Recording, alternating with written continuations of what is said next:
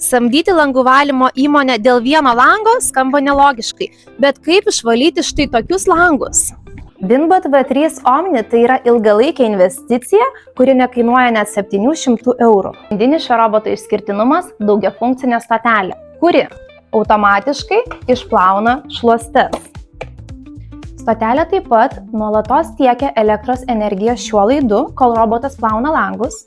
Taip pat labai patogu, nes stotelė turi roboto laikymo funkciją ir patogiai įtraukia laidą.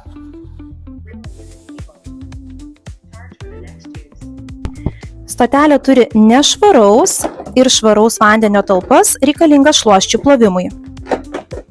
Stotelė yra labai tvirtai prisitvirtinusi prie paviršiaus, iki kol mes jos šitaip nepakelsime.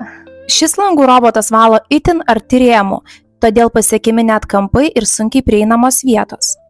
Taip pat slėginis purškimas padeda suminkštinti ir pašalinti įsisenėjusius nešvarumus. Dar vienas šio roboto privalumas, kad jis valo ne tik langus.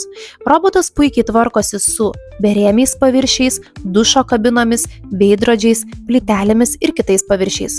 Winbot V3 įsigyti galite Mano Robotas LT fizinėse bei elektroninėje parduotuvėse.